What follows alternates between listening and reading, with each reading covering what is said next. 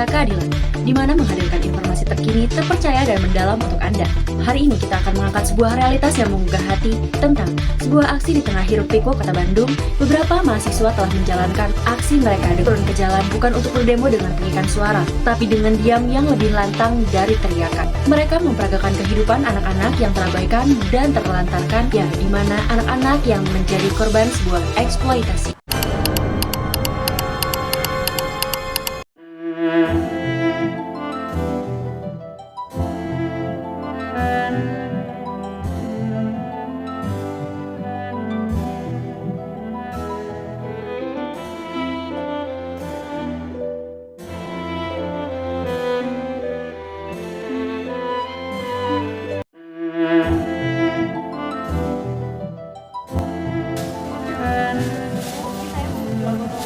Ini setelah saya estimasi saya cuma ada segini, segini bakal pakai apa? Nah ya, ini saya bakal nanti ibu gimana?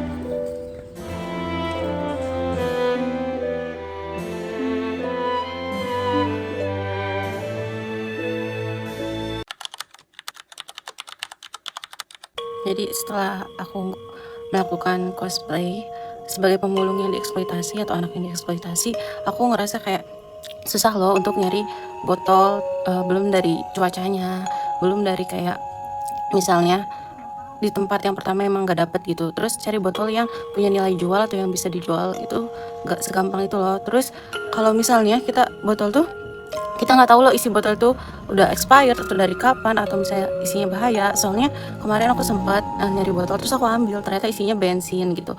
Ya nggak sehat gitu ya untuk anak kecil, apalagi kalau misalnya kayak bersentuhan dengan yang kayak gitu terus-terusan gitu. Cari botol tuh kayak beneran sulit gitu.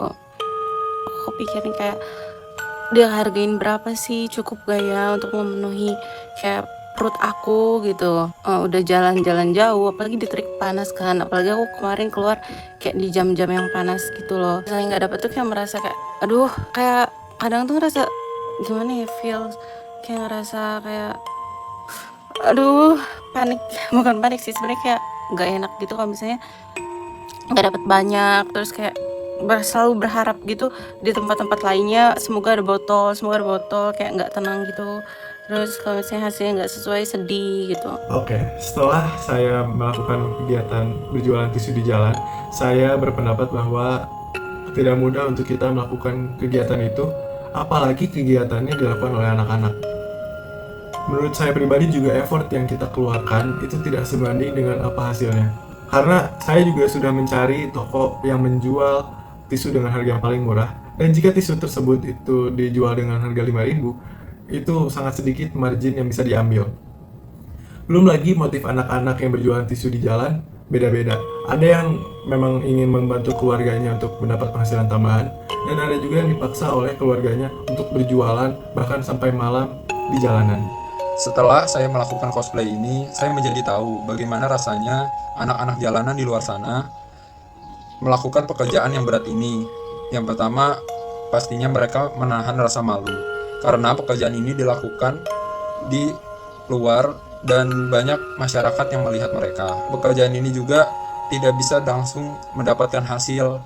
Jadi misalkan di tempat sampah pertama kita tidak mendapatkan botol, maka kita harus mencari terus sampai dapat. Sehingga jika sudah dikumpulkan, hasil yang didapatkan tidak sesuai.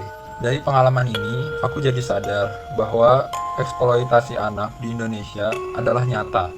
Dan hal ini bukan hanya merenggut kebahagiaan mereka, tetapi kesehatan mental dan fisik mereka dapat terganggu.